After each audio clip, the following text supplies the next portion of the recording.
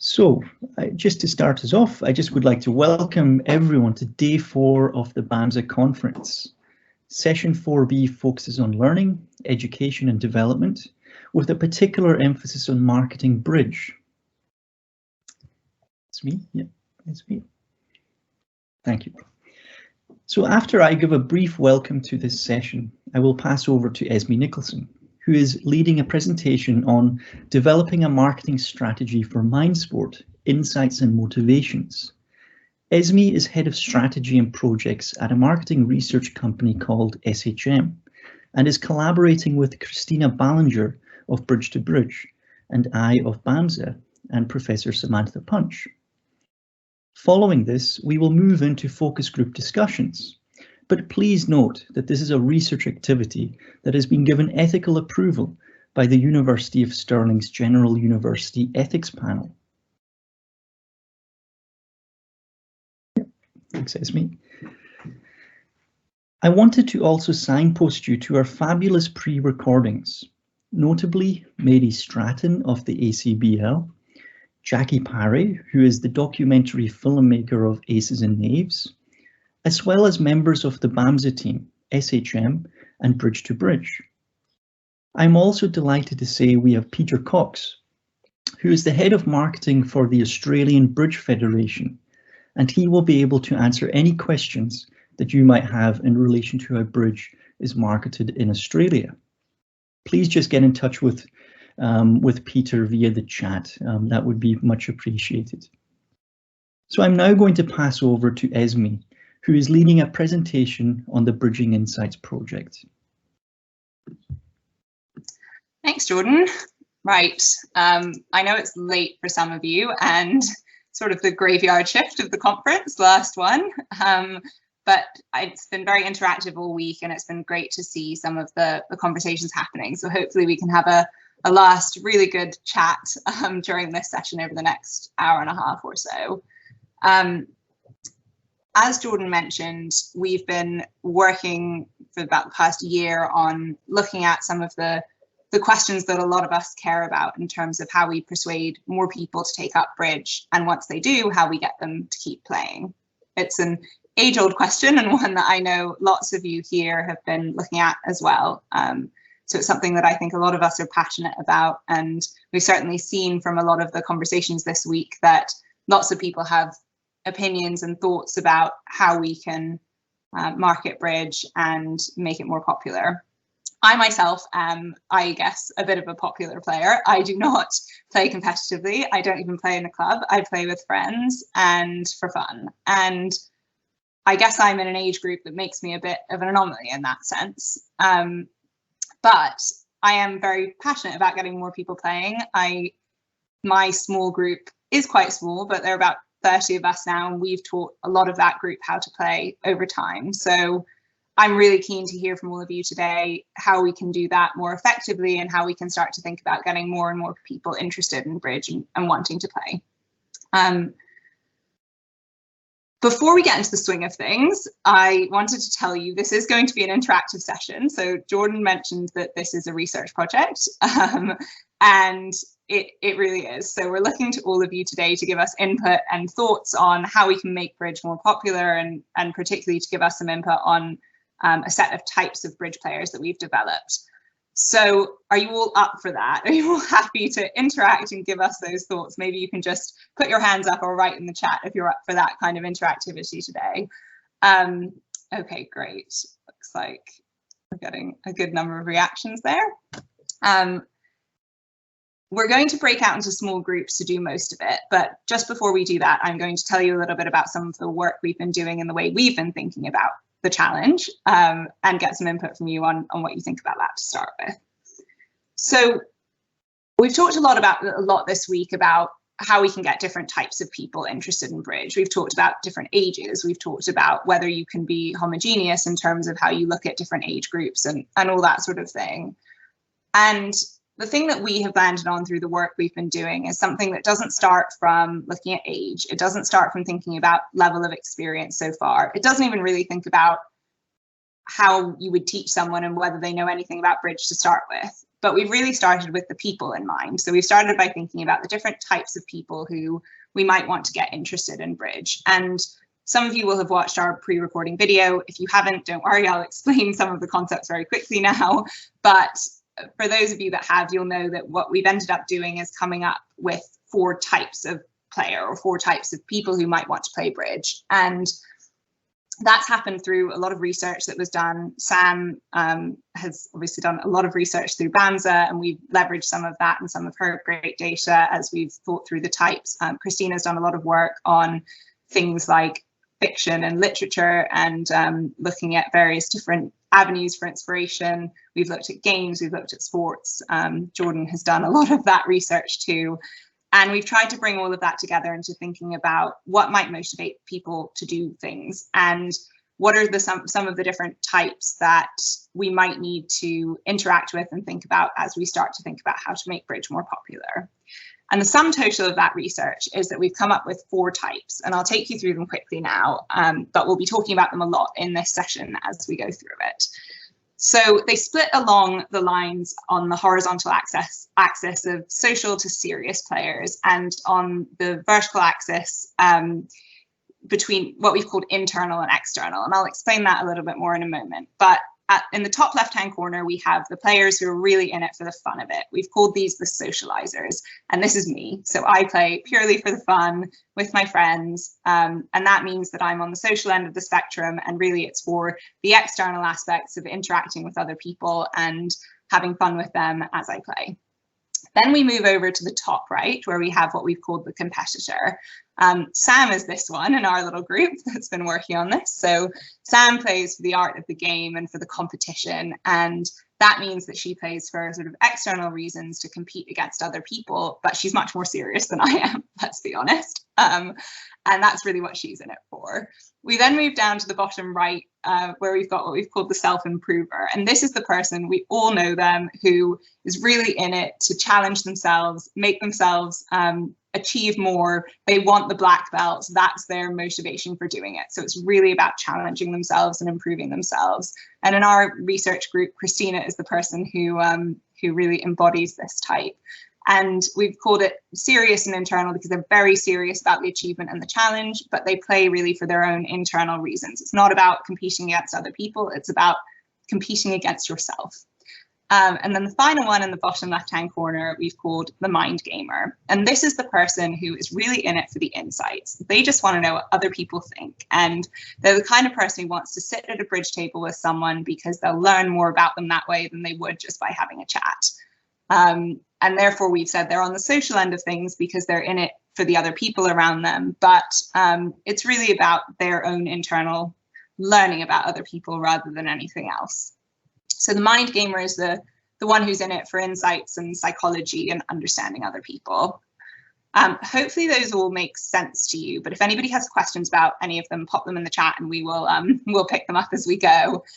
As we break out into small groups for some of the rest of the session, we're going to focus on some of these different types. So Sam, Jordan, Christina are going to lead some of the groups that are looking at these different types, and Camilla has kindly offered to lead one of the groups as well. Someone's asking in the chat, most people are somewhere in the middle. That's a good point. It's definitely true to say that most people are not hardline one or the other. So I'm definitely a socializer when I play bridge, but in my working life, I am probably more of a self-improver or a competitor. I'm very driven, very ambitious, and I want to be successful. So definitely it's true to say that people can embody different types at different times. But what we have been interested in, and we're not trying to say you have to be exclusively in one category or the other, or they are mutually exclusive.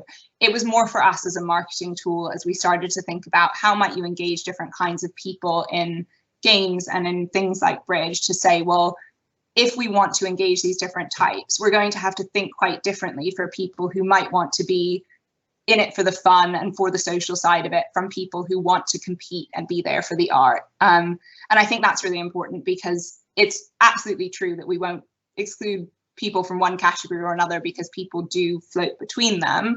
But for the purposes of marketing and thinking about how we teach bridge to people and make it more popular, it's been quite an interesting type typology for us to look at these different types and think about how might we market to them. So I'll explain a little bit more in a minute about what we're going to do in the groups and how we're going to look at the question of marketing Bridge. And like I said, we're really looking to all of you to be experts for us and give us the input you have, because as we've seen this week, we all have opinions on this topic and we really want to gather them from you today. But before we do that, we are going to turn over to a tool called Menti just to do a bit of group polling. I will put in the chat the information that's on this slide, and then I'm going to switch over to Menti. So what you need to do is take either your phone or your web browser and go to menti.com, and if you use this code that I've put on the screen and I've also now put in the chat, you'll see a title slide, which I'm going to switch over to now. All right. So once you're there, put a thumbs up or something to show us you've made it over to the Menti. Okay, a few coming in now.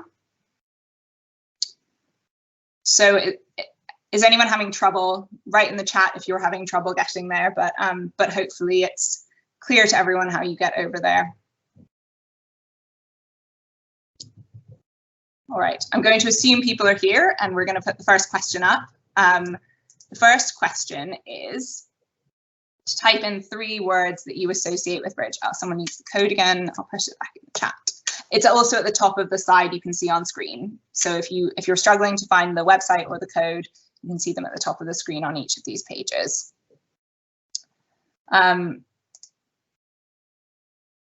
So first activity, and this is where the interactivity comes in. So I'm testing you now on your engagement. Right, 3 positive words you associate with Bridge: fun, challenging, partnership, growth, puzzle, with people. All right, we'll just give it another 30 seconds, then see what we've got.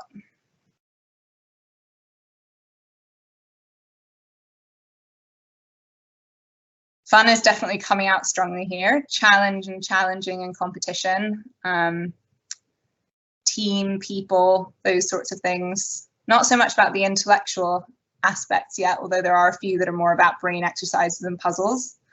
All right, I think we've had about 40 or so responses. Interesting. So the next one is quite a different question, which is to type in 3 words that you think the general public would use to describe Bridge. So if we're talking about people who don't play Bridge, don't know very much about it, what might they say about it?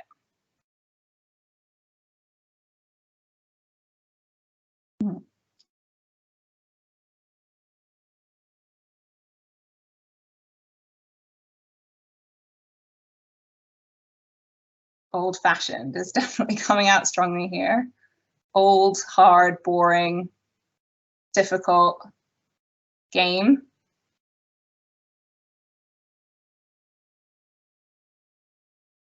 So definitely difficult, boring, hard, old. Those are the ones that are coming out strongly so far. Stuffy, snobbish, hard to learn. Makes people angry. That's an interesting one. Maybe watching. You pick that up. A grandmother's game. Yeah, so I think we can all see the difference between the things that we associate with Bridge, which are about fun and challenge and interesting, intriguing games and things like that, and the things that we think people outside of the Bridge world think about Bridge. I don't think this comes as a surprise to any of us. I think we all know that these are the things that people think, but it's really interesting to see that there's such a common view amongst the group about where people stand. We're now going to go into talking a little bit about the different types that I presented to start with. So first off, in your experience, which of those 4 types is most common? So is it the self-improver, is it the competitor, is it the socializer, or is it the mind gamer? Interesting. Very few self-improvers and mind gamers so far. Competitor and the socializer are neck and neck at the moment. All right. So people think the socializer is probably the most common. pipping the competitor to the post, just few self-improvers and very few mind gamers, we think, amongst the group. All right. Now, next question, which one do you identify with most closely? So which one would you say, I know we said they're not mutually exclusive, we all can be in lots of them, but just pick one that you think you identify with the most.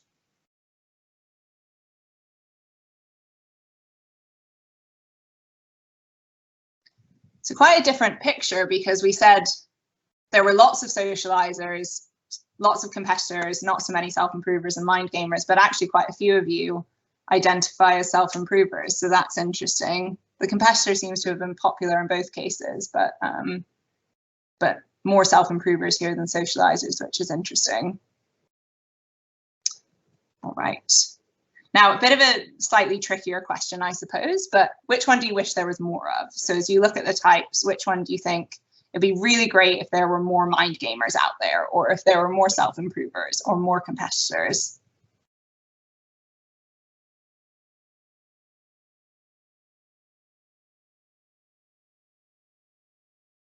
Christina, you're in high demand. People wish there were more self-improvers.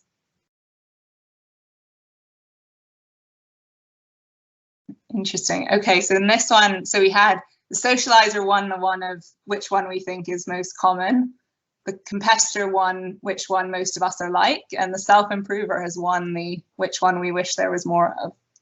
Interesting.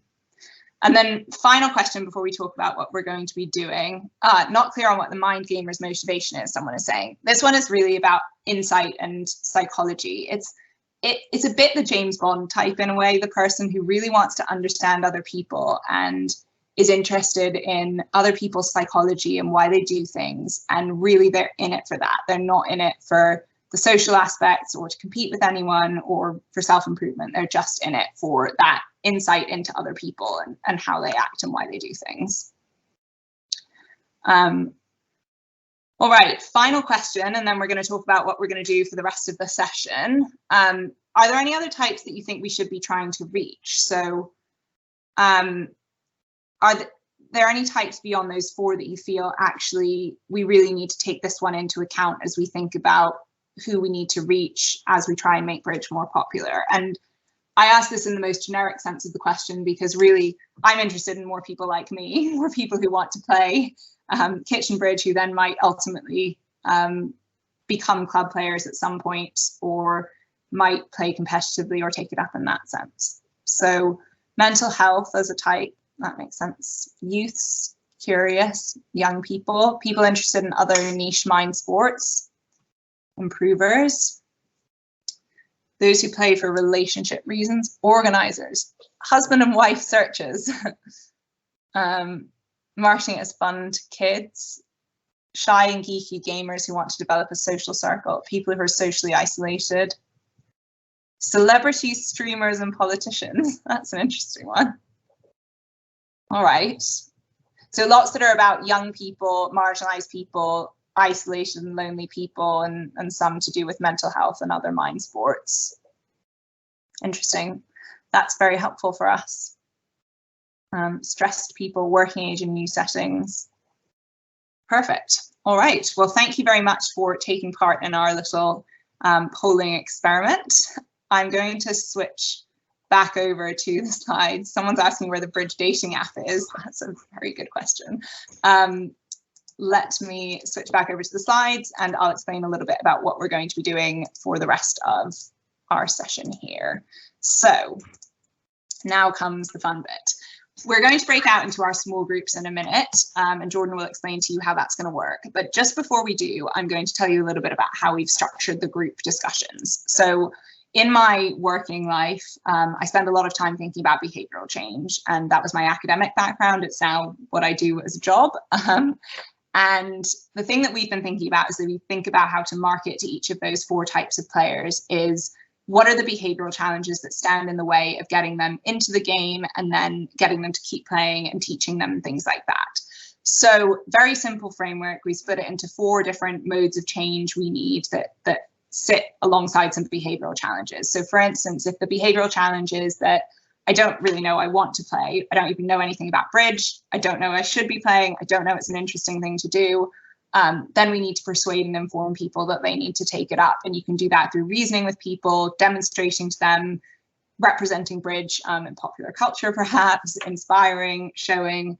And the question that we're going to ask ourselves in that particular area today is, how would you persuade each of these types to take up Bridge? The second behavioral challenge is about not having the means to do something, or not just being part of my life. And this one is about enabling and embedding. So here we need to give people tips, tools, ways of playing. We need to teach them how to play. We need to make it part of their everyday activity or their routine. And the question we're going to ask ourselves for this one is, how would you teach Bridge to each type? The third set of behaviors is about forgetting or not continuing or not getting down to it. This one's all about reminding and motivating people. So here we need to have suggestions, alerts, encouragement, aspirations, those sorts of things. And the question we'll ask ourselves on that one is, how would you motivate each type to keep playing? And then the final challenge is about it not being very normal to play. So this one's about supporting people and normalizing it and making them feel like other people do this. And this one, you need to role model it, saturate representation, tell stories, provide support networks, all of those sorts of things. And the question that we'll ask ourselves there is, once we've managed to teach them, how do we can support each type in continuing to learn and almost becoming ambassadors for Bridge? So those are the 4 questions we're going to structure our discussions on. We will be breaking out into small groups, which Jordan will explain more in a second. But each of the groups, for the most part, is going to take one of the 4 types and discuss it. And the facilitator in your group will tell you at the beginning of your group discussion which type you're discussing and explain a little bit about that. So I hope that's clear to everyone. But if there are questions, put them in the chat. We'll try and answer them. And I think it'll be fun. It's going to be a good set of discussions and hopefully a lively set of discussions as we think about this particular challenge. So Christina, I don't know if there's anything you want to add before I hand over to Jordan to introduce the groups, but I'll just give you a moment to say if you do have anything to add. No, I think that's fine. You've said everything. Perfect. All right. Well, Jordan, over to you then to introduce the groups, and from there we'll break out and have our discussions. Oh, thank you so much, Esme. And I think, just on behalf of us all, I think it's such an interesting polling that we just went through, and I completely agree in the chat that it's such an interesting, interactive type of polling. So no, thank you so much again to Esme for leading on that. And as just to reiterate, I'm going to take you through the preparation for the group discussions. And just to go through some of the key points here, so everyone will be randomly assigned. The reason why we're doing this is purely from a research perspective. We're trying to keep it consistent with other research projects in which sampling sizes are randomly assigned. So for instance, if you're looking at a medical context, if you're in a control group or an experimental group, you don't know. I guess we're trying to keep that process the same for everyone here today. You'll automatically be moved in, but please note that this could take some moments. There might be a kind of intermittent period in which the process is just working through. Teams is just working through to get you into the correct group. But if you do have any problems, then please just feel free to write in the chat to us. And then once you're in a room, if you click leave, you will leave the entire session. So please be aware of that button. It should be in the top right of your screen. So please avoid that button at all costs, because we would like to have you there for the remainder of the session. And then looking at the last couple, just before the room closes, there's a warning. So you will receive a notification. It should say that it will go back to the main group in about 10 seconds.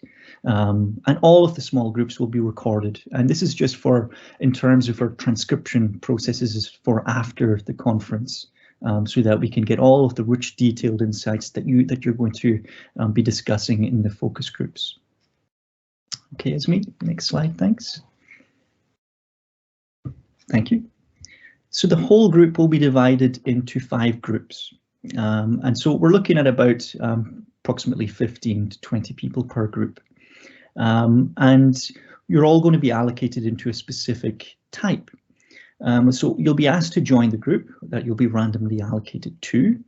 And the 5 types that we're going to be looking at is Esme is going to be looking at a double, so the socializer and mind gamer. So she's going to discuss these separately. Samantha Punch is going to be looking at the competitor type. I'm going to be looking at the mind gamer. Christina Ballinger is going to be looking at self-improver, and Camilla Barnett is going to be looking at the socializer.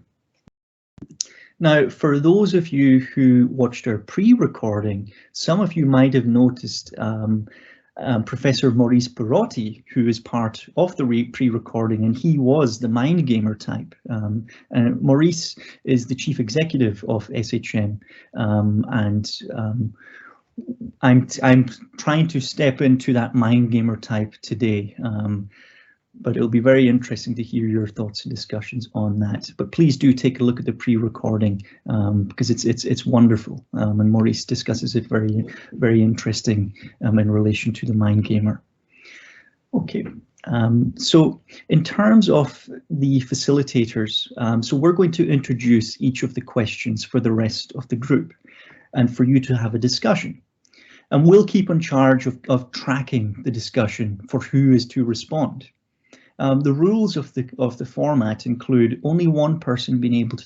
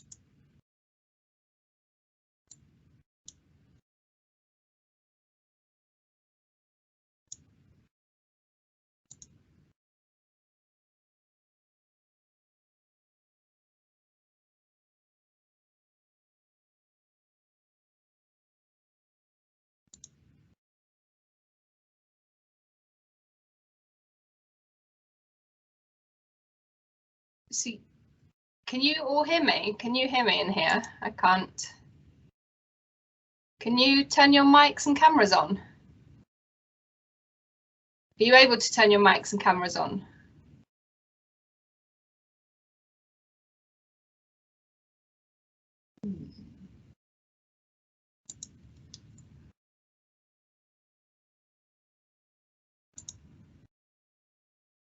Okay, I'm gonna try and make you all presenters, and then you should, as I make you a presenter, you should be able to turn your mic and camera on. Fred, can I do that for all the people in this room? I can't hear you, you're muted. Yeah, no, don't make people presenters. How can I turn their mics and cameras on if they're in this main room? We click on show participants and then just allow. I'll do it.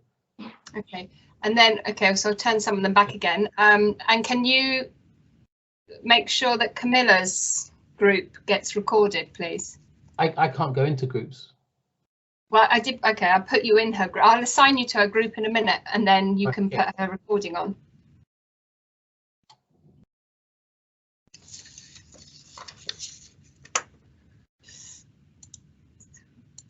Right, so I've allowed cameras and mics for everyone in this room. Does it do it automatically? Because I'm changing some back to attendees. You can leave them as leave people as presenters and the rest as attendees. So if you want to send me to that appropriate room. Okay.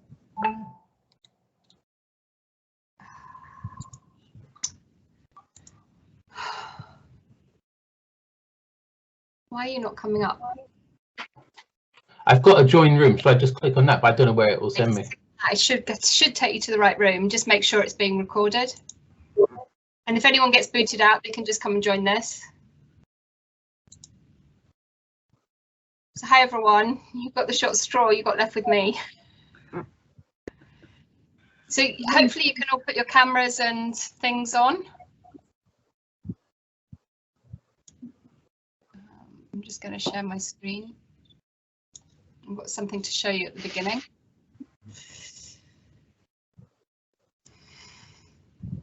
So by the way, yeah, so you're in the competitor room. That's not obvious.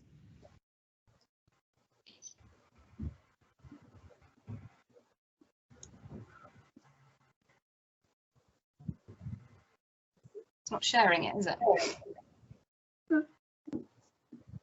It is. So, oh, can you see a green thing, or what Yes, can I you can see? see it. Yes. Yes. You think after a whole week of doing this, I'd know what I was doing by now. I can't see it. Now that's bizarre. So what can you see? Can you see my screen? Marketing bridge, focus group discussions, Okay. research activity.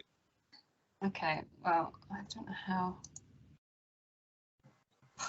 It's doing a different setup for me, which I'm right. Okay. Fair enough. Right. So what I'm going to do now is I'm going to show you a series of images. This is, and I just want you to, I'm going to flick through them. We've got 3 screens of images. And the first time I just want you to think about which of the images reminds you of games. So each of the images have got numbers. So can you just jot down in the chat, just tell me in the chat which of the images reminds you of games and why it reminds you of games. Okay. And you've got to be a bit creative here. It's not necessarily completely intuitive. So there's going to be lots of images. There's 3 slides worth. So it's which of these remind you of games? So if you could write down the number and why it reminds you of games in the chat. I'll go quickly through the 3 and then I'll go back through them. So which of these images reminds you of games and why? And if you could write the number and why into the chat. Okay, I'll go backwards.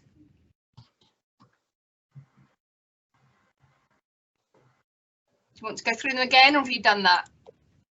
Just have a stab. Try and be creative if you're not. Has everyone done it? Because I can't see what you're up to because I'm on a different view. Yeah. Because so the next question is, I'm going to do the same again and go through them again, but this time, which one of the images reminds you of bridge and why? Which one reminds you of bridge, the card game, obviously, or mine's and why? Do that. Too far. So this is about which reminds you of bridge. You done that? You putting it in the chat, gosh. Too many things to manage here. Yeah, and you were supposed to be saying why. Next to your number, you were supposed to be saying why it reminds you. If you can type sort of why it reminds you.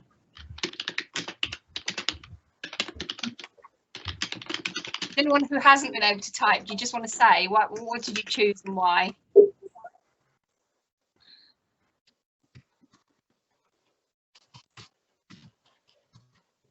Tracy, can't hear you. You're muted. You're on mute.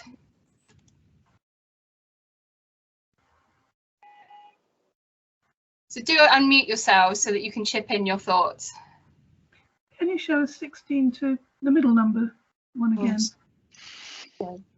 Go back. There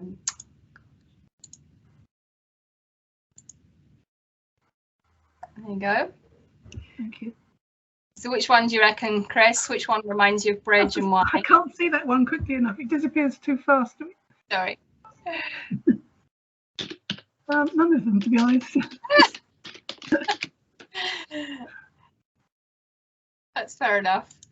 This is creative Esme for you. I'm not particularly creative either. We did it and I didn't find it particularly easy, but this was just kind of a warm-up really to just try and get you to start thinking a bit creatively so that we can have a bit of a creative discussion this afternoon.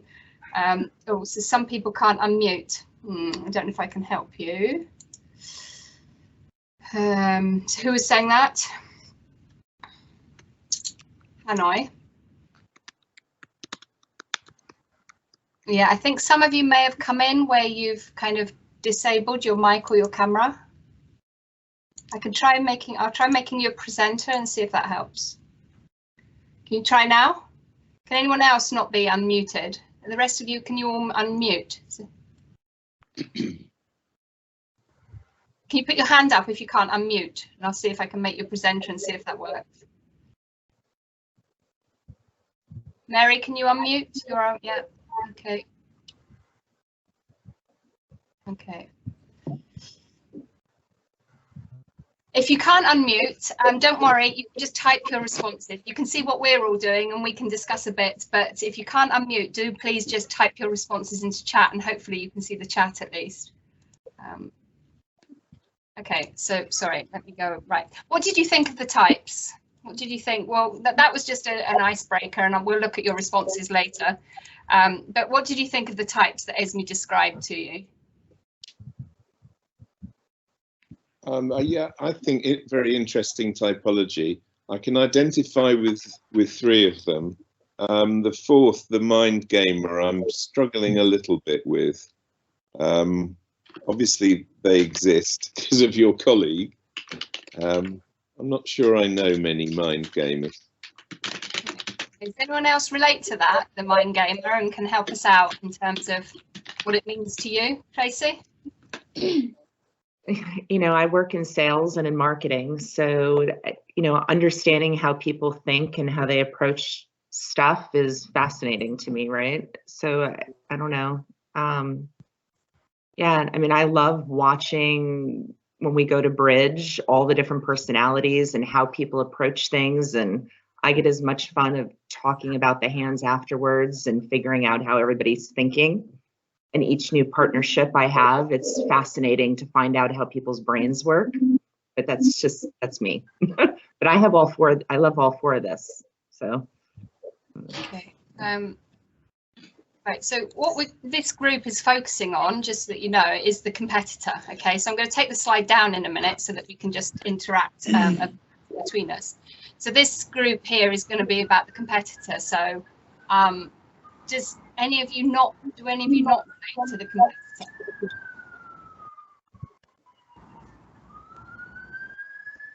I can't see what I am, or have I stopped sharing now? Yes. Yeah. Yes. Yeah. Oh dear, it's too many screens, too many things. Okay, so sorry, can you all raise your hands or things? I don't know if I can see. How many of us are there? Maybe I can see you all now on my screen. Yeah. Okay. I can see most of you, I think. Yeah. Okay, so I can see Anne, Christine, Mika, sorry, I'm probably saying it wrong, Mary, Chris, Jean-Pierre, and Tracy. So any others that I can't see, you're going to have to be raising your hands. So I don't think I can fit more on my screen, I'm afraid. So you can raise your hands or put things in the chat. Oh. So, sorry, does anyone not relate to the competitor at all?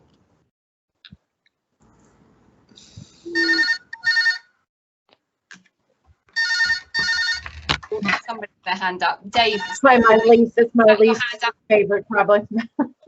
David, is that your hand up because you're not, you don't relate to the competitor as a type?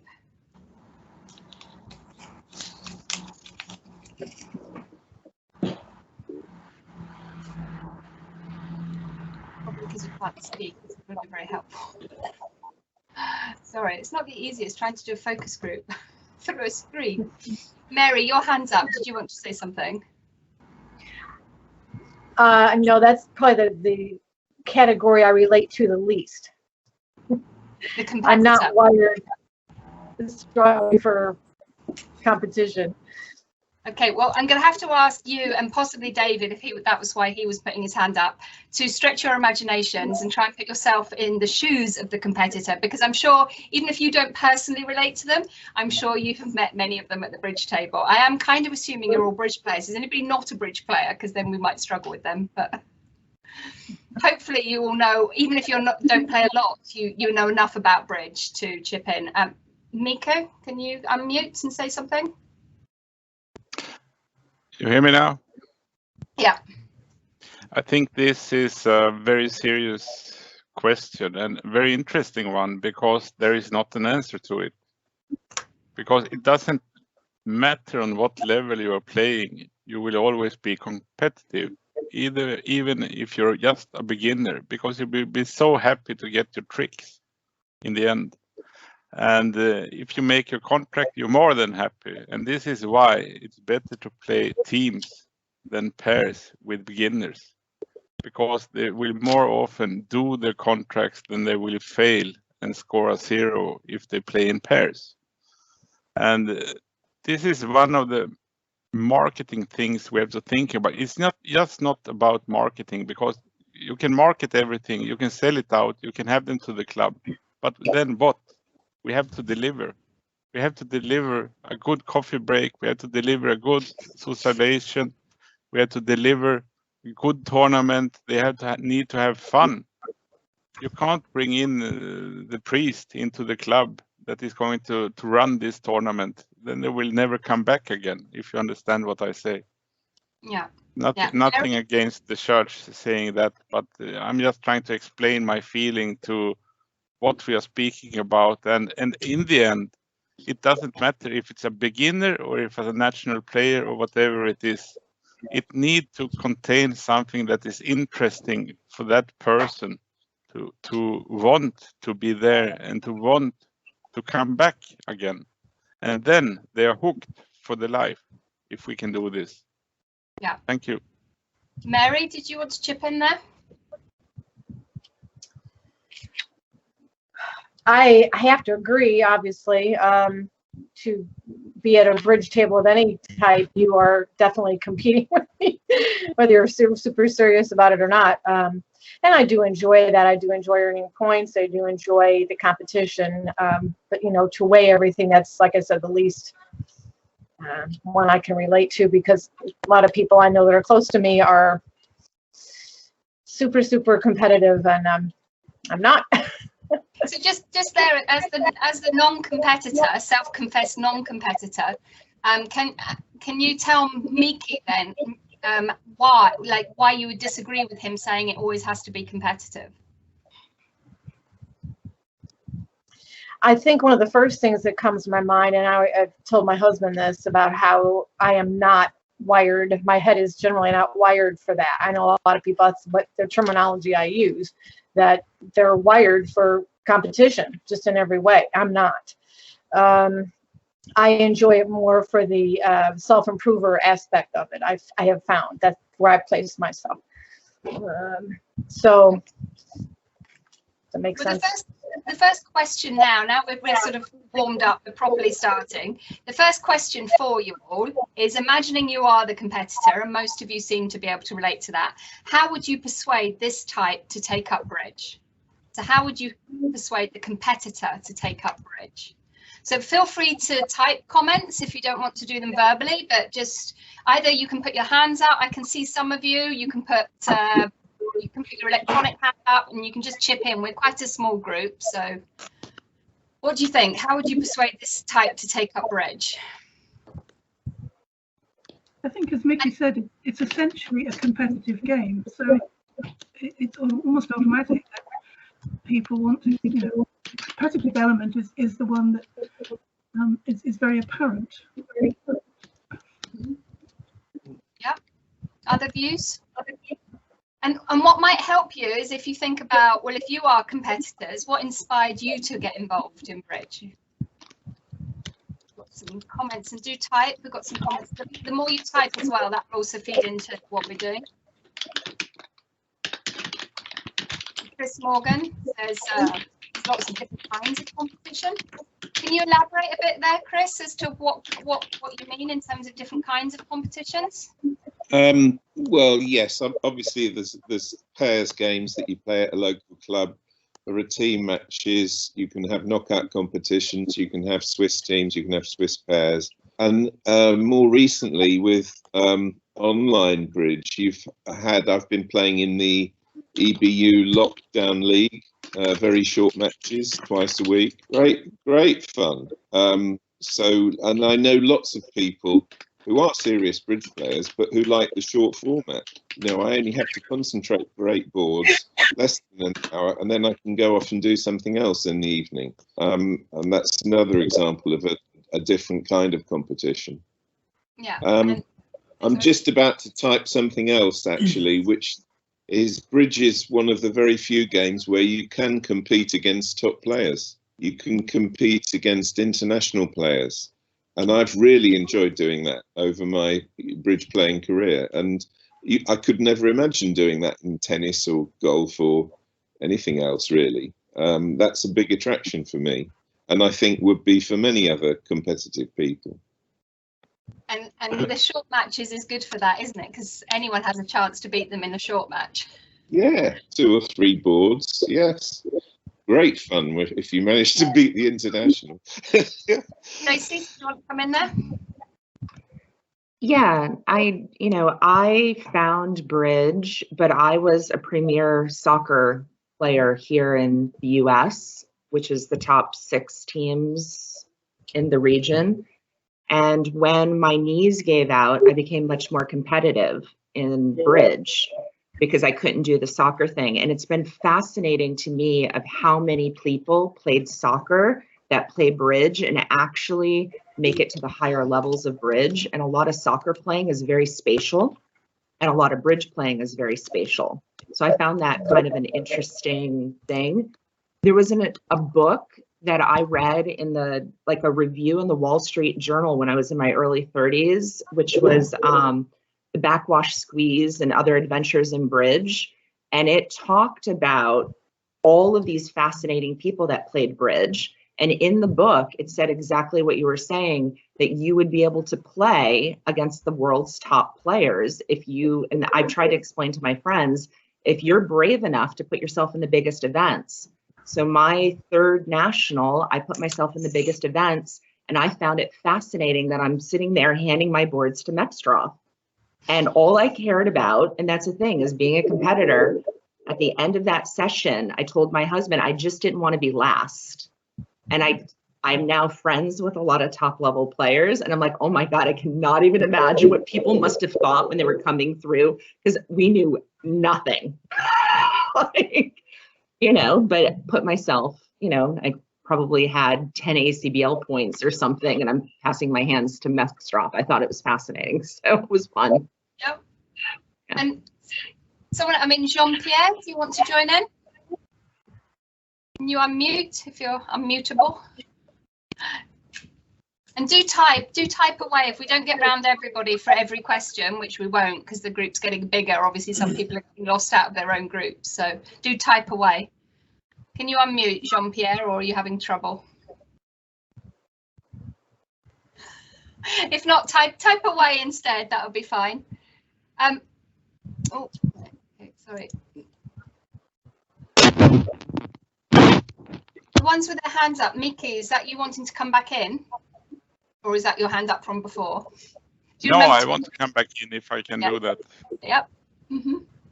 I'm just curious what the aim is for this discussion, because I really not get it. But I would like to say this, that it all depends. I mean, if we speak marketing in general, how to get more bridge players to the table, if this is the aim of it, I would like to say this, that everyone is a competitive player. When I go to the local bridge club, they are competitive. It doesn't matter when it's the Tuesday night normal tournament or the Thursday night or whatever. And it doesn't matter what level of the player it is, because they are competitive in one way or another. But a lot of the players, they don't care about the results. That's another thing. That's a completely other thing, because they don't mind, because they know I will not reach 50%, but they're competitive in the way they're looking at, oh, last week I have 43%, this week I have 45. Yeah, they celebrate. And they're still competitive. And that's maybe more of a self-improver, is it not? When you're competing against yourself and you're competing against improving your own score. So I think in terms of our types, that would be more self-improver, which is an internal competition, whereas what we're talking about, a competitor, is competing with others and comparing yourself against others rather than just against yourself. But Mary, did you want to come in at that point? Your hand was still up. I don't know, it might have been up from before. Oh, my hand is still up? Oh, goodness. Yeah. I mean, well, you can say something.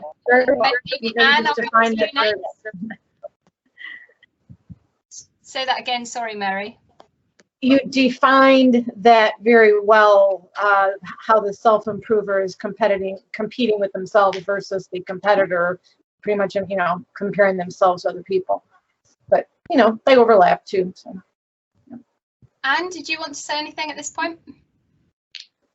Me? Yeah. No, I made a couple of comments in the chat, so. Great. Well, the next question would be then, how would you teach bridge to this type? So if we're talking about the person who's kind of externally competitive, how would you teach bridge to someone who's very competitive?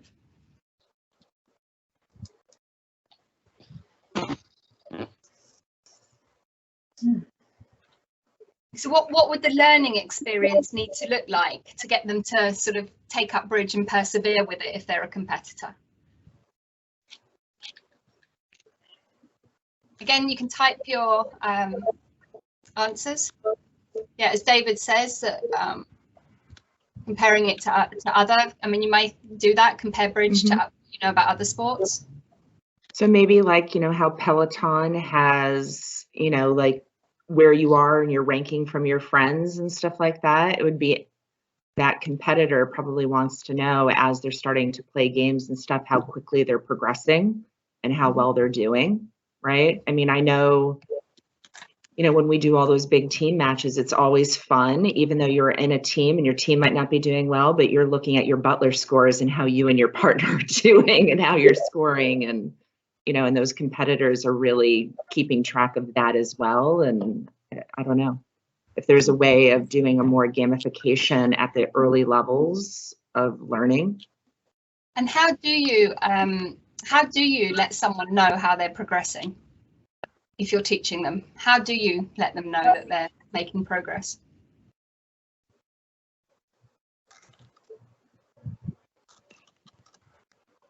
I guess you have tests of some kind. You can build in tests along the way, but there is a real downside to that for those who aren't competitors. Yeah. Can you say a bit more about that then? Well, no, I'm not a competitor. So yeah, so what's the downside? So what's the downside? Well, you're going to demotivate those who are simply trying to do well, and they see the competitor is, if the competitor is doing well and is always outdoing them, then they're going to be demotivated and perhaps give up. Yeah. Janine, sorry, Chris. Just a real danger, that's all, yeah. I mean, I would have thought in catering for the competitor specifically. Yeah. Janine, you've just popped up on my screen. I don't know if that's because you wanted to speak or whether that's just coincidence, but would you like to chip in something here about either of the two questions we've discussed? Not hugely. I think I just popped up because I just re-entered after watching it. But I would like to say that in your 4 categorizations, I think what's missing is I did this in an article for our Bridge newsletter about Seligman's talk, and the first one was positive emotion. And when I said to people, you should rank, you know, and talk to your partner about which of these 5 things that he mentioned. And for me, it's mostly positive emotion. Like, I think bridge is fun, and I do feel pride and success when I do well at a hand. So I like that. But I don't care if I get to a ranking or anything like that. So for me, it's mostly fun. It's just positive emotion is why I play bridge. But I think you're right, absolutely. I think one of the things that we are going to do is compare what we're trying to do here with the framework. I think there could be a lot that the two could be. Kristen, you're lurking, I think, in the background. Do you want to say something? Can you unmute and join us? Kristen Frederick or Jürgen Axton. If you could unmute and join us. And Antoinette, do you want to say something?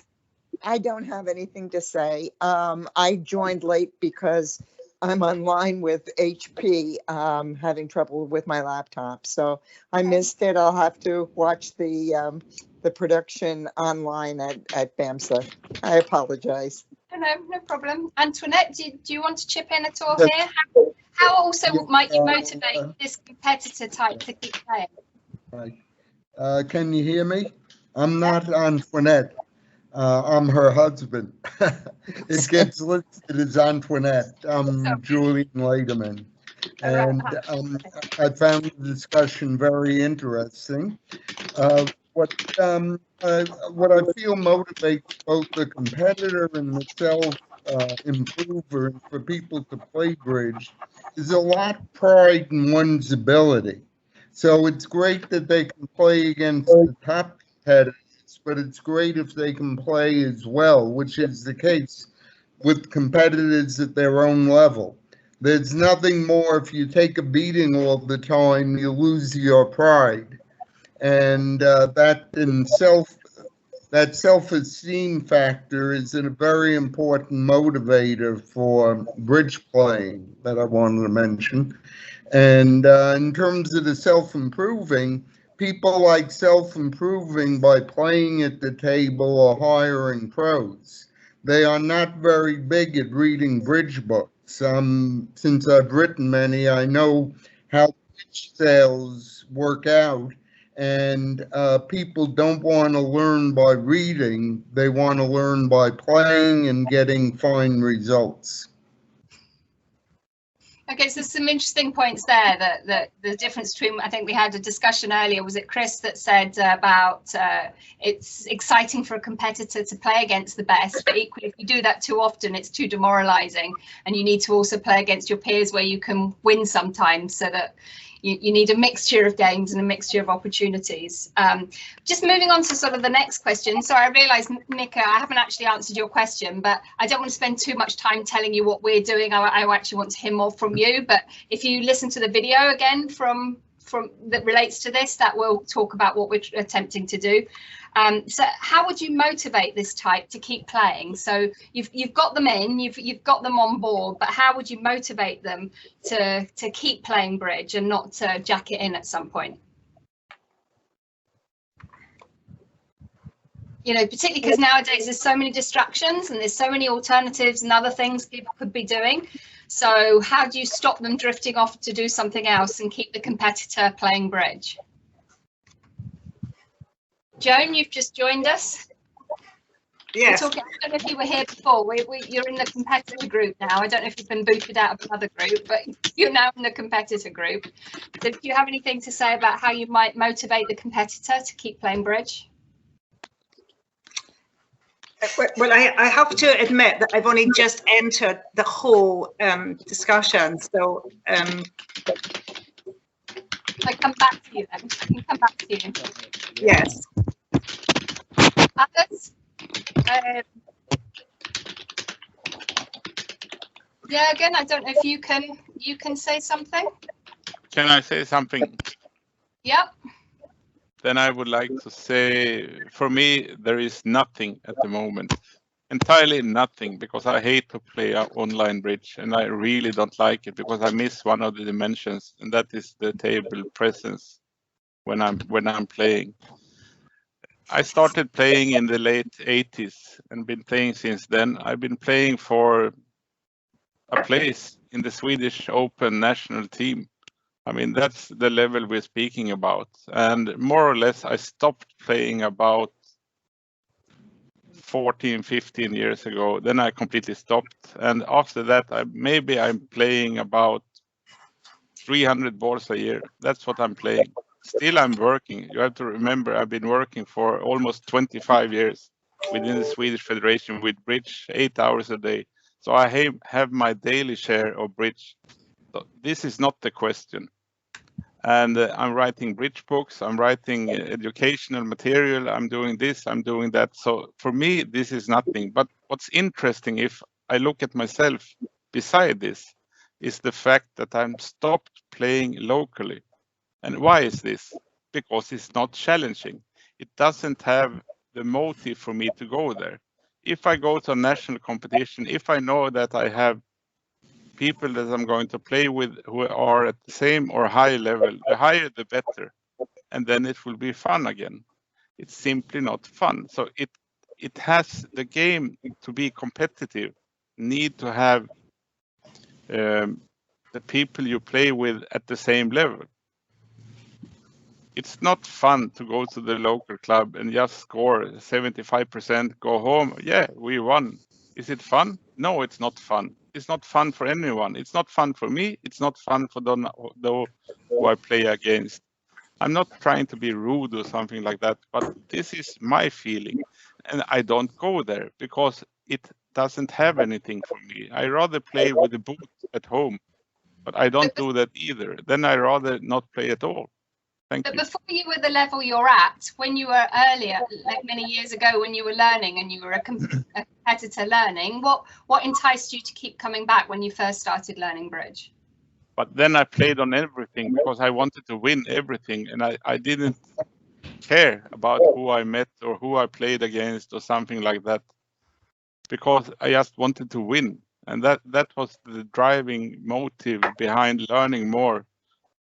I remember when was this? About 1992. I measured the meters of books like the one you have behind you, Samantha. I have 14 meters of bridge, 14 meters of bridge books in my bookshelf that I have read within 5 years.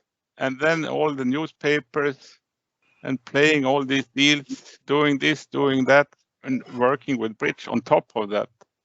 So, I mean, it's yeah, that's where we are. Okay, thank you. I mean, there's an interesting point that Mick has meant there, and I think Janine maybe has mentioned something about winning as well. What is it about winning? What is it about winning for the competitor? Why does the competitor want to win so much?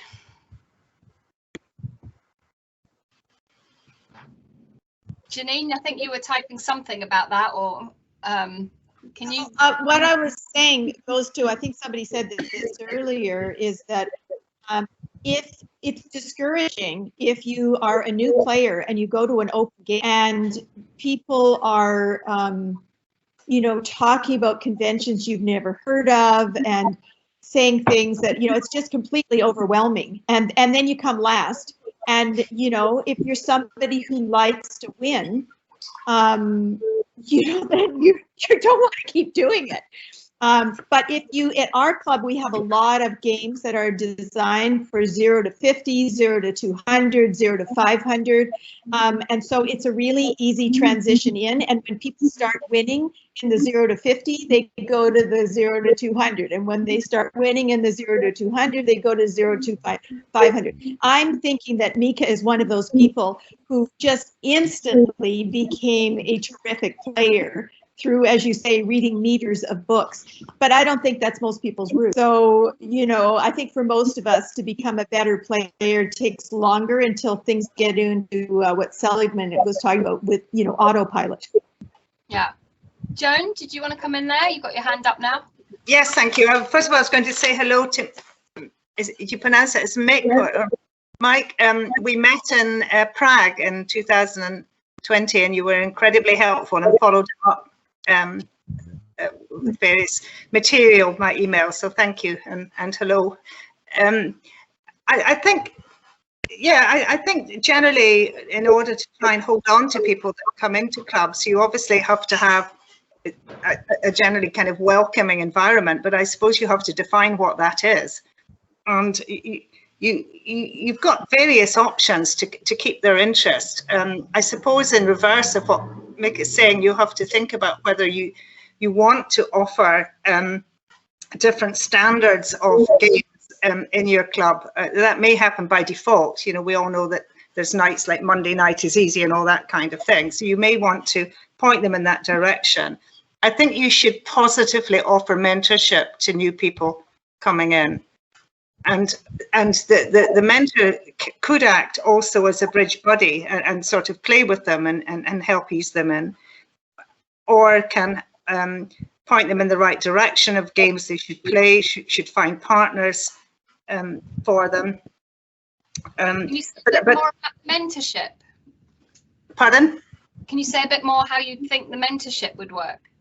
Well, I think, I mean, it's something that the SBU is beginning to look at, the SBU is looking at organizational change within this year, and looking for organizational change formally, but also internal organization. And I think, for instance, we're looking at the argument that international players should have, the SBU should have more of a responsibility to them, but also they should have a responsibility to the SBU and their players.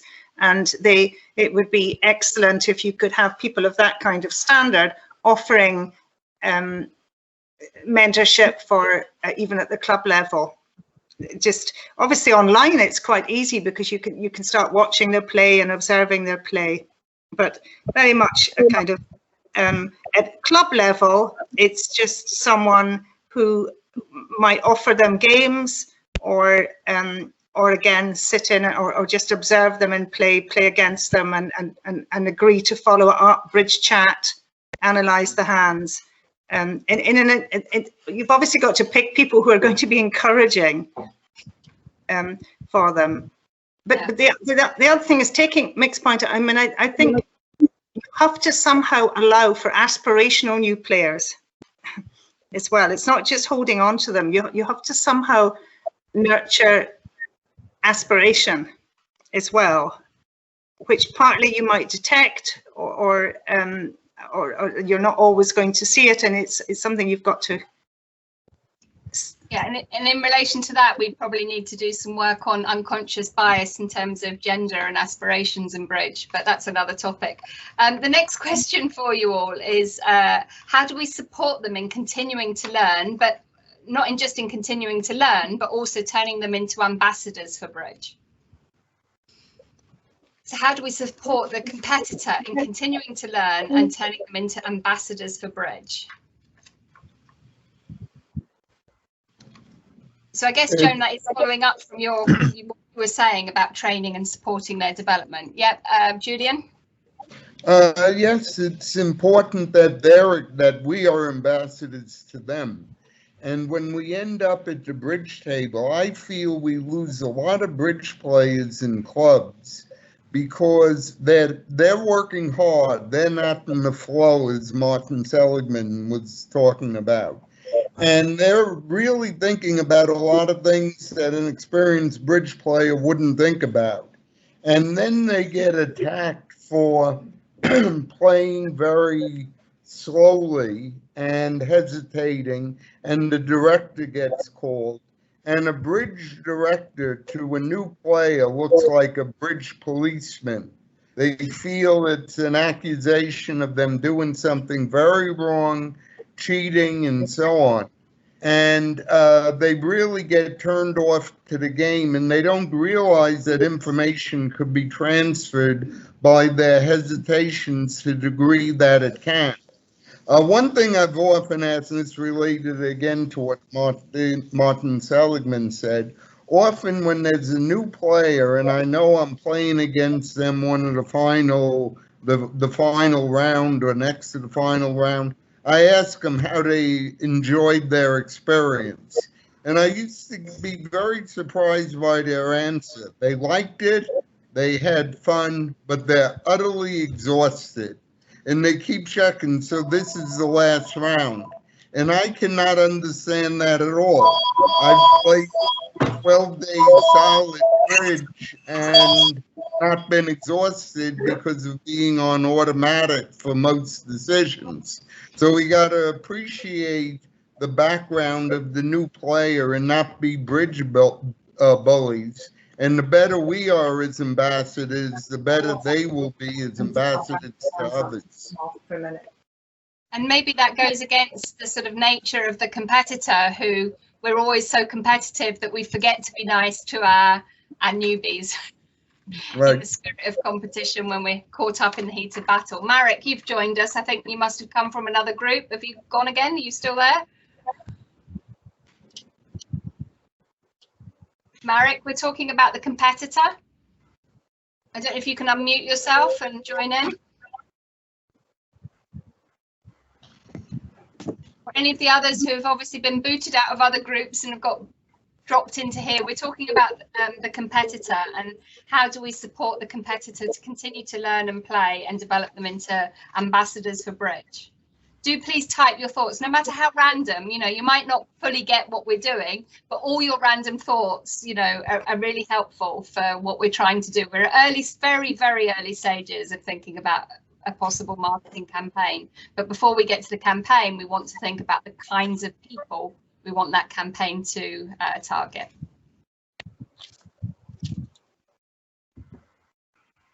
I don't want to occupy too much time, but one of the advantages of BBO I heard, and I really resisted it. I only tried BBO 6 months into COVID, even though my partners were really attacking me over not being willing to play in it.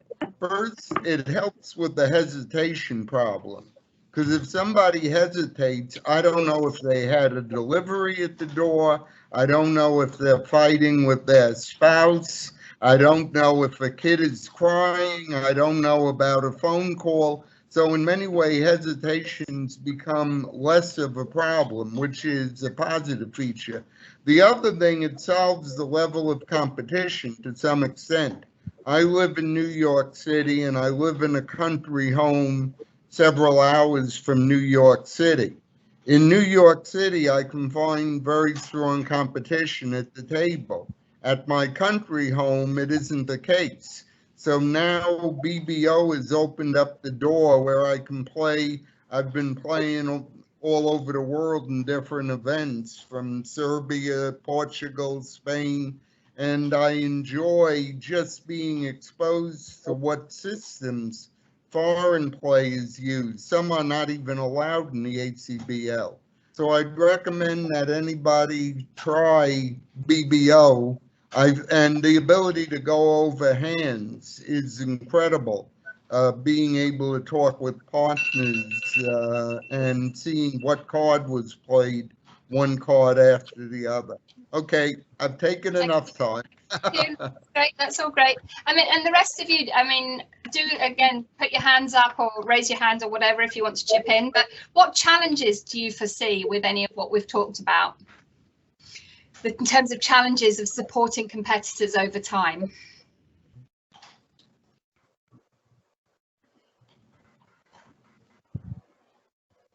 And do just, yeah, type away. You're doing a great job there, Chris. Lots of typing. That's excellent.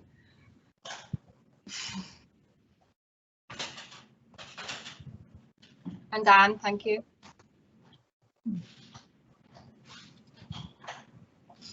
I mean, Joan, I don't know if you're still here. I mean, Joan was talking. I'm sorry, who was that? Go for it, whoever it was. I'll shut up.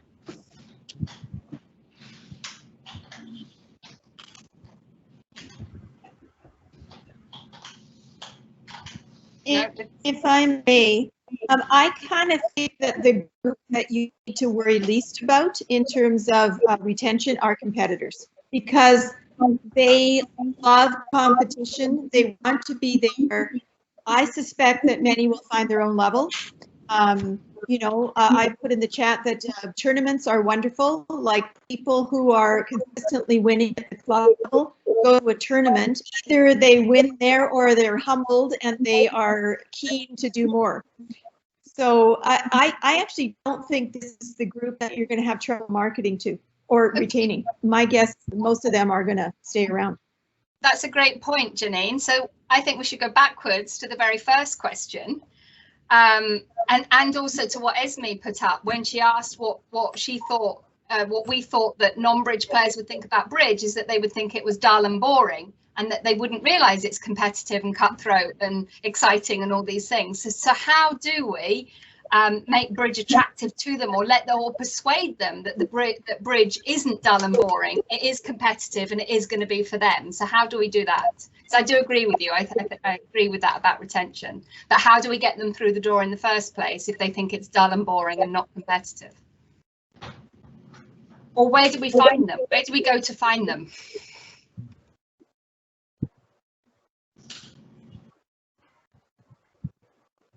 Chris at the top, Chris Duckworth. I don't know, maybe we need to go to other groups so where they're competing. Presumably they're a natural competitor, they're going to be competing somewhere else. And several people here have said they've come from other sports into bridge. Maybe that's where we should be looking. And any particular sports or places that we might go? Well, there are obviously other mind sports that we can look to. I mean, chess is, I mean, it's not an uncommon route. The bridge players come from chess, which they perhaps take up at a very young age. And then they, as they get older, perhaps they want the more social aspects of a game. And so we can bring in those type of players. I would hope that there must be the same with other mind sports. Board gamers, there's all those people who play all those video games, presumably they're competitive in its sense. Yeah. Maybe we need to tap into them in some fashion. I don't know how, but yeah, no, but it's great. It's great points. Yeah. In the earlier session, I wrote a note at one point to get people enjoying it at schools. It's nice if there are two local schools where they can then compete against each other. And that's very common with chess. To play for your chess team against other schools is a great motivation and creates a competition with people at your own level. Yeah. Now, perhaps with Real Bridge and getting Real Bridge into the classroom, you can compete against another school in another country and add quite an exciting element to it, perhaps. Right. Anybody else want to come in at this point? Mika, do you want to say anything else about where you would find them or how you would convince them that bridge was competitive and for them? No, I put my comments in the chat actually when we were running, but I could comment that what Chris wrote before. He wrote this about friendly competition, lot of verbal arguments, encouragement, teachers, directors, etc. I think in general, I mean, the really good players, they are very, very nice when they come to the table. I can take myself, for instance, if I play against a beginner pair and they have a lead out of turn, I just say, take the card up and take the right one to lead. And I don't call the director or something that else. And I will tell them, now I'm going over the law.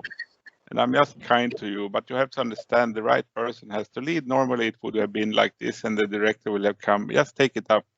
Because I know they cannot make anything out of this at all, normally. And if they do, I'm happy if they do it, because then they have understand the game, but they will not do it. And this is the mentality you need to have into the game, because the really marketing thing, if we need bridge to survive, is to get in new players to the game. It's one thing to get them to the table, but when they are at the table, we need to have them to stay there, and we need to be polite. We don't need this bitching player that think they are good in the club and they just want to win, because those who just want to win to every price, and they think and they know they're maybe a little bit above average in the club, they will just kill them. And they will make a psych against them. They don't understand anything. And then in the end, they will laugh at them. And they will take any opportunity to win. And So this it has no, sorry? How do we stop them doing that? I mean, lots of people talk about these unwelcoming, competitive people at bridge clubs. How do we stop them? I can tell you what we do. We have education for the club leaders in Sweden. And what we tell them is, if you have a player like this, because they know exactly who these players are, and we tell them, if you have anyone who are like this, you take them aside, you put them in the wardrobe, and you speak to them personally, and you say to them, this is not acceptable. If you want to continue to play in this club, you stop with this, and you are polite, and you understand that you have 75%, and you go to the table, and if you get less than that, yeah, then you play like shit. To be frank, I'm very frank now, and this is my opinion about how to handle them, because you can only speak to them and take them aside, and most of them will just order in line after that. But before you speak to them, nothing will happen, and you just have to work with it. Great. Marek, I think you wanted to come in here. We're talking about competitor. Is we've been talking about how would you persuade the competitor to take up bridge? How would you teach bridge to the competitor? How would you motivate them to keep playing? And how would you turn them into ambassadors for bridge? So now sort of we're coming towards the end. So final comments, suggestions, you can type them, you can say them. What things haven't been said? We need to tap into your wise words. Or not so wise is fine as well. Tracy, are you still lurking in the background? And Ariana, I think I can see you in our list. Can I encourage either of you to come in at this point and say what you think? Sam, sorry, I have this work thing in the background. What was the question? In relation to either how would you persuade the competitor to take up bridge, how would you teach bridge to the competitor, how would you motivate them to keep playing, or how do you turn them into ambassadors to bridge? You don't have to answer all of those, but have you got anything to chip in? Anything to chip in as to what do we do to get the competitor to play more bridge? To get them to play more, I mean, I think the biggest thing is just even to, you know, get people exposed to bridge. I mean, you know, with my sales and marketing background, this is fascinating to me, and I'm trying to juggle two things right now to be a part of it. But so how would you do that? How would you, as you're a marketing person, how would you expose them, the competitors? Just letting them know and be aware, and that's the thing, is beginning bridge players, you know, you have to really let them know that it takes a while until you even get the foundations of the game. And I know from a friend of mine taught really about 6-8 years ago, talked about bridge and the levels of bridge, of either being an onion or being atmospheres. Like, you don't even, like, atmospheres was a really good thing. You don't even know what you don't know. Like, you think you're starting to get this game, and then all of a sudden you plateau again, and then you're in the clouds, and then you feel like you're like lost again and you don't know anything. Then all of a sudden your head pops back out and you're in a different atmosphere and you're feeling confident again, and then you keep moving, and you have to explain to people it's kind of the journey and you have to go with it. And a lot of my people that are just starting to play bridge is trying to explain that to them. It's going to take you at least a good year before you have any competency in bridge, but it is worth it to keep moving through it. And that's hard. There's certain personality types that are going to be more driven to keep going. But I don't know. No, I think in terms of growing, I think our small group's growing. I think we know it's growing very rapidly, Sam. So thanks for that. Thanks for that, everyone in my group. Thank you. Thank you. Everyone's coming back slowly.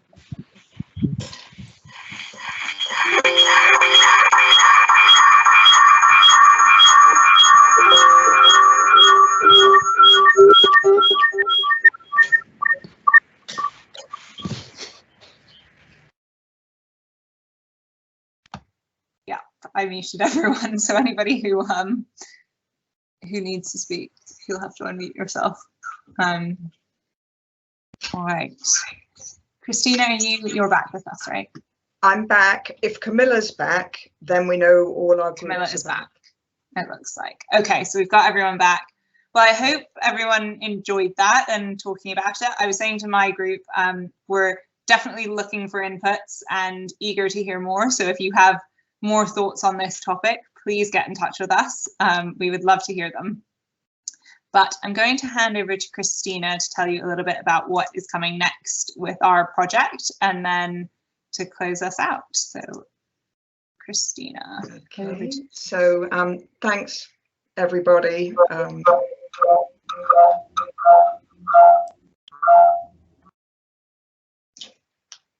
behalf of BAMSA, Bridge to Bridge and SHM, I just want to thank you all. This is a project, a research project in 2 parts, and we're coming towards the end of part 1. And that as Esme explained in part 1, we developed the ideas, and we've been testing the typology. We tested it informally in informal focus groups before this, and we've now tested it here today. So we'll be taking all the findings from the 5 focus groups today, and we'll be writing them up. And then we will set up another wave of focus groups, and that will be with non-bridge players. So we want to take these ideas out into a sort of virgin territory, as it were. You know, we've been talking to you today, and you're bridge players, you know the game and you know the opportunities and the challenges. But we want to be speaking to people who really don't know anything about it. Certainly what came up in my group is, of course, bridge has an image problem. But once we start talking to non-bridge players, we can start challenging some of those stereotypes. So part 2, which is the focus groups with non-bridge players, will happen in the second half of this year. And then towards the end of the year, we'll have an opportunity to analyse those findings, to write up, and then to start thinking about a marketing strategy. So the groups have all been recorded, and we will be sharing those recordings on the website in due course. Don't hold your breath, we're not quite sure when they're going to be available, but they will be. We're saying by September, we hope before then. And I just wanted to thank you all. I just want to hand back to Esme, Jordan, Sam, Camilla for any last thoughts and comments. I think just a big thank you from me to everyone for bearing with us over the last hour or so. It's been really valuable for us, and we hope you enjoyed it. Sam, Jordan, Camilla, I don't know if you want to add anything or if we should just go straight into our short break before we wrap up. All right, I think we're going to take a 5-minute break, and then we'll... Sam, go ahead. More like 3 minutes. 3-minute break, back before 6 o'clock UK time. Grab a cup of tea and we will see you in a couple of minutes then.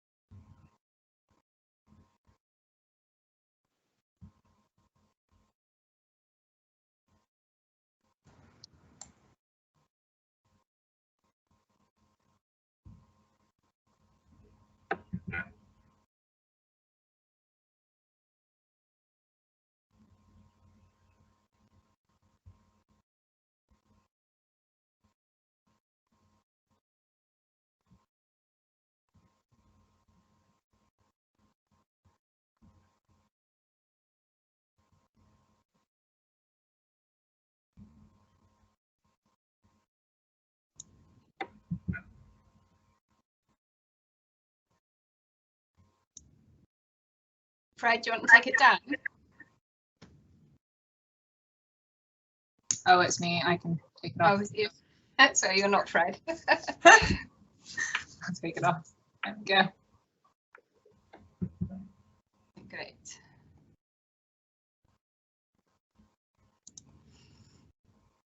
Okay, so welcome back everyone for this last session. For you hardened conference goers, this is just the last 30 minutes of 10 sessions in 4 days. So it's been quite a marathon. So we are going to just have 30 minutes more of your time. I'm just kind of curious to see how many are hardened conference goers. So I'm putting a small poll. How many sessions have you attended this week? So hopefully you can see it in the middle of your screen.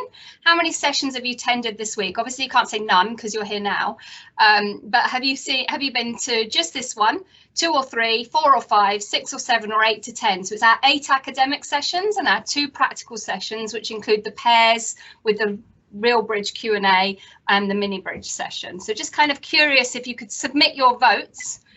Kind of interesting to see. Wow. The people that have been to 8 to 10, that is, I'm astonished. I'm astonished. You must be as tired as some of us are. So yes, I think, wow, that's amazing. So anyone, certainly in that bracket, if you want to come to a celebratory virtual drink later, just send an email to BAMSA and we'll send you a link. Now, I mean, anybody can come, then, you know, anybody's invited if you want. We will have a virtual drinks to celebrate this week, but I'm astounded by quite how many of you have managed to go to lots of sessions, and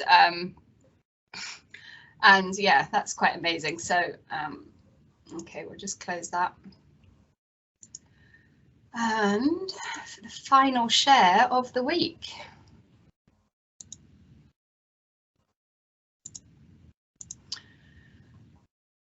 So we did it. What a great week of sessions and conversations that we've had. We've had participants from all 8 of the WBF, that's the World Bridge Federation zonal areas. It's been a really rich week of discussions, fabulous opportunity to bring together people from all over the world who share a passion for bridge as a game and as a mind sport.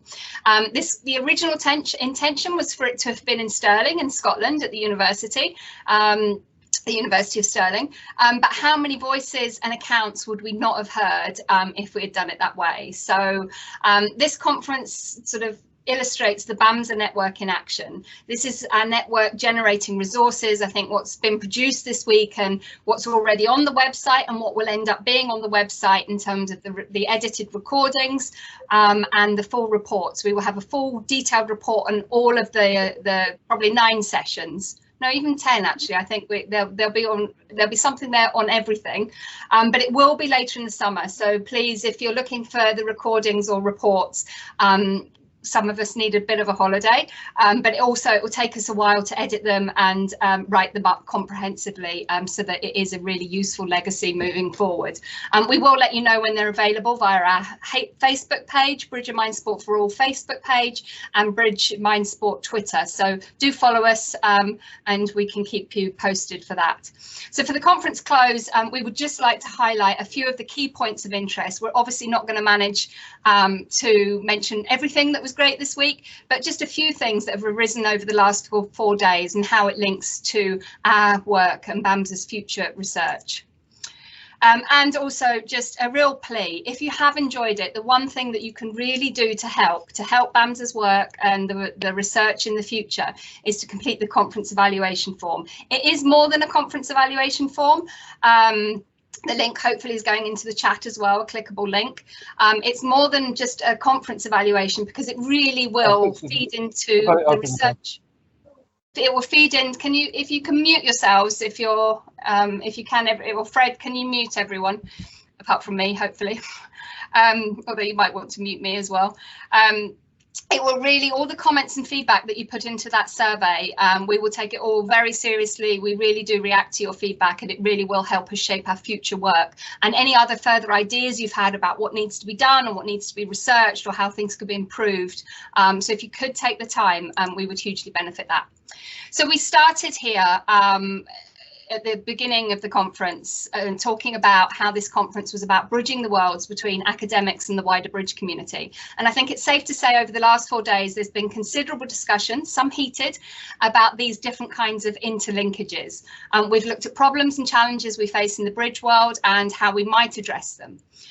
It's also become clear that an academic lens can provide a different and sometimes challenging perspective on some of those issues. We saw that in particular in relation to ageism, cheating and sexism, and I'll come back to that in a moment. And more work is still to be done to connect with wider policy debates outside of our Bridge world. So in the first session of Bridge as a Mind Sport, I think it became apparent that sometimes academics' use of theory, whilst on the one hand it can be a useful explanation for what's going on, it can also sometimes be alienating for Bridge players who aren't academics. So it is, I think, our responsibility as academics to make sure that the language we use is accessible, particularly in forums like these. I think that's why the BAMS's work will try to do sometimes theoretical conceptual papers and then do an accessible summary so that the language is more accessible and less exclusionary. But also, I mean, Bridge players, if they're speaking to academics who don't play Bridge, you know, there needs to be an awareness both ways of sometimes how language can get in the way of having these dialogues. In terms of well-being, Martin Seligman's fantastic keynote on what makes life worth living in relation to Bridge. I think we saw the diverse ways that Bridge can contribute to a meaningful life. And for some, like Martin Seligman, online is the way to do that. Online for Martin is the future, but for others, they are desperate to return to face-to-face Bridge. And many have talked about the pandemic opening doors for Bridge and being a big opportunity for forcing us to be more innovative with technology. But there are some downsides, and I'll come back to one of those in a moment, but also even just the health risks with too much screen time. You know, ourselves as working people who work through screens all the time and play through screens, and concerns about children and young people already having too much screen time. These are things that we may need to consider as well with the greater shift online. So Bridge does offer then an important social space for time-rich older people, but we did have an interesting discussion about possible latent ageism. There is a tendency to talk very negatively about the stereotype of Bridge being a game for older people, and perhaps we need to embrace that a bit more positively in terms of the language we use, rather than only frame it as something negative that must be addressed because the future is all about youth and young people, when actually still, you know, a big chunk of people who do play are older, and there is a risk of devaluing older people who play and love Bridge if we only talk about the future as being focusing on youth and younger players. Digital learning and different approaches to teaching. This was one of our busiest sessions this morning, talking about different communities of practice and even who the teaching presence should be in different contexts, such as schools, for example. And then in this last marketing session, we have talked about maybe combining Martin Seligman's PERMA framework to the typology that we're developing and how that might link to marketing and the diversity of why people play. And the other point there about intergenerational relations, I think further research is required in relation to this. I think, again, there's an assumption that this is always inherently positive, and I think we need to question that, and we need to just make sure, are we unpacking these kinds of ideas enough in the Bridge world? Is it really always as harmonious as it could be, and what could we do to facilitate that? So we had a couple of very lively sessions with cheating on Tuesday evening, which overran even, and everyone seemed happy to stay for an additional half an hour because it was a really great, rich discussion. And we looked there about how some brave individuals a few years ago now, back in 2015, such as Boya Brogland, known as the Sheriff, led the way back then, and then others got on board, like Steve Weinstein in this photo, and that now, you know, I think everyone's really pleased and relieved to see that the organisations have caught up. You know, change does take time, and in order to develop really effective policies and procedures and make sure it's all done well, it does take a number of years to get these things into place. It's not a quick process, and it's great to see that IBOs and MBOs, international and national organisations, are now taking cheating seriously in terms of the responsibility that they need to do to address it. This then contrasted a bit with our most lively discussion, where the most heated debates were held in session 3B. And it's interesting here that there is still a current tendency for bridge organisations to turn a blind eye to the more thorny topic of sexism. There is a slight more tendency to either leave it to NBOs or to clubs rather than to lead the way in terms of the big international organisations. So it's sexism, unlike cheating, is not currently seen as having an institutional need to address this structural inequality. And I think one thing that we did see was that here an academic lens can help to shift the thinking of complex social problems, because when we began by talking about both of these contentious issues, both cheating and sexism, I think most people considered these as personal, individualized problems.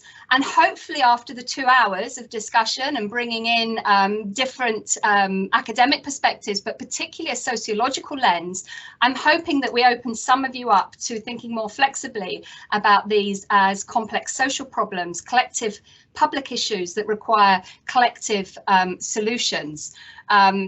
And so I think, you know, we need to examine these social problems more holistically. And I think there needs to be more nuanced conceptualizing and theorizing in relation to them. And, you know, it was great to see that we did polls at the beginning and at the end of these sessions, and some people have begun to shift their thinking, or at least be sort of a bit more flexible in thinking about actually how you might frame these kinds of issues. But what I think is still a little bit disappointing is to see that gender inequality is not being treated as seriously as something like cheating. So personally, and I'm even more convinced now, having listened to the debate yesterday afternoon, up until now, I've been a bit cautious as an academic to push this kind of agenda. And we've written a paper on this very issue, and you'll see we've published other papers before we're now currently publishing the gender papers. And this is because it is a contentious issue. And as I said, Boyer Broglen back then was known as the sheriff, and he led the way and he pushed for organisations who were being too slow. And now he's pushed, and now they are doing something about cheating. And I think at the moment there's still a lot of resistance to taking gender seriously. So we have new sheriffs in town who are calling for action. The top row in particular yesterday put forward a very strong and convincing argument for the need for change in terms of addressing gender inequality and sexism. Laura Woodruff, Mary Sharp and Tracy Bauer in particular across the top row, do watch 3B if you missed it to hear their proposals, including training for TDs and selectors and for youth trainers on unconscious bias and raising awareness about gender issues. But more importantly, perhaps, also the call to action is really for the authorities and the big organisations to lead the way like they have now done with cheating, and to introduce some effective policies and processes that need to be in place if we're serious about having the will to change and address gender inequality and sexism as a complex social problem. They've done it for cheating, and now I think something needs to be done for gender. And if you're not convinced, read the gender papers and our Bridging Gender project, or listen to the session 3B from yesterday. And this is particularly important to address inequalities so that future generations come into a more contemporary environment that is welcoming and safe for all. So I think throughout the week, there's been a number of missing players. It's not clear about where have the players gone who have not embraced computer bridge during the pandemic. We know that the numbers vary, but it's about 40 or 50% of players have not shifted online. And I'm not convinced from what I've been hearing this week that we're doing enough to not lose them permanently or to not entice them back. Maybe I'm wrong, and let's hope so. They are a hard to reach group when many of those don't even communicate by email, but it does seem that perhaps more attention might need to be paid to them, because we can't afford to be complacent about online bridge being a life savior for everyone. It hasn't been for all. There are missing voices. We don't know about the people who begin bridge and drop out. Maybe more research is needed in that area. I think particularly absent this week in our discussions has been ideas around race and ethnicity and LGBTQ communities. So this might be an avenue for future research. The missing middle, we've touched on it, but again, not much about the working age population who work and play bridge. And are we missing an opportunity to, if we don't adapt offerings, to make sure we're catering for the time-stretched working adults?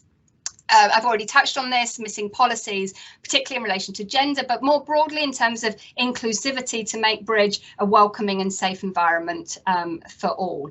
And in particular, I think what we're asking for here is just a policy so that if on the rare occasions, this is, the rare occasions where things go very wrong, there needs to be guidance for TDs or bridge organisers about what to do. I think at the moment, if inappropriate behaviour such as sexism does happen and someone goes to an organiser or a TD, they don't necessarily know what to do and where to take it. So some guidance from the big international organisations I think could be appreciated here. And don't worry, I'm not going to talk about the last one. Bridge politics I think has also been absent. I think we've touched on it in a few of the topics this week, and this is of course another thorny issue and is something that we might want to return to one day to address some of the internal politics of the bridge world, about how perhaps we can all be more cooperative rather than competing internally against each other at times, again, which does happen and that can hinder progress, but that one's definitely for another day. Some cross-cutting themes that we've seen then are that we're going to go into more detail in the conference report, so I'll just flag them up here in terms of internal and external linkages, in terms of reputation and marketing, and how we see ourselves as bridge players versus how others see us, and making sure that when we're addressing internal issues within the bridge world, we're not out of sync with what's happening in wider society. And this points to the relationship between the individual self and wider society, the inner, the outer, the private and the individual versus the more public and the institutional. And I think we've been talking more then about continuums rather than dichotomies. There's many dualisms that have come up this week: online, offline, positives versus negatives of the digital, younger versus older players, social versus serious players, negative versus positive stereotypes. And we agree that polarizing opposites not helpful, and that homogenizes these groups too much. But is continuums really the way to go? Or in terms of academic theorizing, do we need to unpack this a bit more and peel back the layers of bridge practices to see that, make sure that we're not over homogenizing certain issues or groups? And in terms of future research, I think the BAMSA team have started to already discuss a new approach moving forward. I think always the intention was to do to get some big research funding to do a bridge project and have different countries and different disciplines around the world involved. The intention is still to do that, but perhaps we shouldn't be trying to get research funding for a project on bridge. Perhaps we should be addressing some key social issues such as healthy aging or community connection or social isolation, and we apply for funding that's available already in those kinds of areas, and then we use bridge as the key case study to show what bridge can offer and illustrate what it can do, rather than perhaps always being hung up with trying to prove what bridge can do. So we use bridge as a detailed case study to address an important societal issue like healthy aging. And so it's 16 and thought 6:30. Somebody mute themselves, please. Thank you. And we also have practical sessions this week on Real Bridge, and we had Barry Baloff and Frank Morgan, who it was their first time ever on Real Bridge, and I think it was their first time playing together, but it was certainly the first time for the other winning pair, Jan Cameras, as you can see here, playing with Ewan McNay. It was their first time playing together on Real Bridge or in any kinds of bridge, and congratulations to both of them. We're also delighted with our mini bridge session, which we've developed now an online toolkit for the delivery of mini bridge on Real Bridge. So we'll be putting that on our website, and anybody is more than welcome to use it. So that's enough from me. What I would like to do now is turn to two of our BAMSA research associates. I stopped presenting, sorry. Getting a bit tired at the end of the week. So I'd like to now ask two of our BAMSA research associates who have been involved in previous bridge conferences to give their final reflections on what they've seen and heard this week. So perhaps Tihana Glajic, if you're there, from Croatia. I'm here. Can you hear me? Am I muted? Yep. That's good. It's great. It's so nice to see you all, guys. Thank you for this wonderful session and all the others, of course, but now this is the most fresh in my memory. And well, it's been a wonderful week, so I would first like to thank you, Sam, so much. I know it's been really difficult, and also Miriam and Jordan and all the other helpers, because I think that you managed not only to make the conference, but also to get so many people from all over the world in the middle of the summer. You know, I'm on my vacation, and I was still here, and it's really impressive. And I really like to point out one more time that the conference was for academia, for practice, and for politicians, and I don't see that very often, neither in my professional and certainly not in my bridge life. And I think that, well, many people met here for the first time. Many people talked in between themselves for the first time. So we managed to make some connections, and also we discovered what other people are thinking. And although some of us have some maybe a little bit different views, we can see that we are all on the same side, and that's really great. And yeah, I also met for the first time some of my Facebook friends. First saw them like real persons and not just messages. And for the future, I hope that some more research could be done. I'm not sure who is to do it, but I hope that some research could be done on analyzing cognitive functions related to playing bridge, such as short-time memory, such as problem solving, making decisions, things like that, to go a little bit in that area, because I think that this area is kind of neglected. And I believe that finding some neuroscientists among us, which certainly exist, we are people of all ways of life, walks of life. So I think that this could be a very interesting part for the research. Unfortunately, it's not really my area. I'm a psychologist, but not in this area. So I would like to explore more cross-cultural differences, and I think it's an important issue, maybe even as important as gender issue. And I'm sure that these two overlaps, at least in a part. And yeah, I would like to, I hope that there will be some of persons among you now and among other participants that would like to join me in this kind of research. And yeah, just thank you all.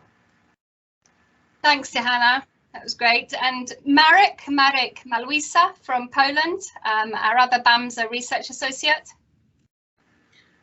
Yes, still alive. Can you hear me? Yeah, okay. So first of all, congratulations to Sam and the team. It was great what you have done.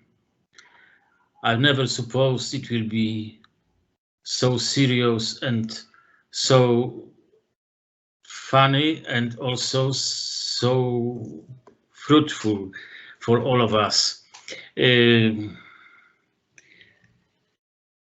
learned a lot, even if I'm not psychologist and sociologist, but just simple mathematician. But what we need for sure is interdisciplinary research. And for interdisciplinary research, we need cash.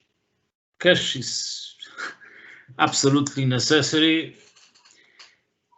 And to get cash, we need very serious scientific results and proofs that our game is worth to spend money. What I was missing, especially in discussion on cheating, I was missing the very fundamental thing, which is what was the reason people started cheating so much. The reason is very simple: cash again. Money involved in sponsoring, sponsors buying for mountains of money top players and making them competing not for the sport reason, but for earning. And that simply leads to crime. Money always leads to crime if there is not enough or too much or whatever. And EBL cancelled their promotional committee, and we are talking here about promoting our game. So if they don't know how to do it, we have to do it, and that is also our target. We need more universities to be involved in our research. I promise to do what I can from my side, because starting from now, all my time, I'm retired, will be dedicated to research only. I gave up my presidency, vice presidency in Polish Bridge Union. I don't play. I want to concentrate on research. And I hope you will help me in finding more universities to form really strong team, which will meet at the 5th conference, where and when we will probably decide, perhaps in Poland again, maybe not in Toruń this time, maybe in Kraków. Or within short, I will inform you if I have a chance to organize it. This time live. It will be less participants, especially from USA and Australia. It will be not easy to get them, but future looks good. And there was impressive was that there was more than 100 people watching every session. That was positive surprise. So all the best for future, and thanks for what you've done. It was really, really, really great. Thank you, Barry. Just have 2 final slides.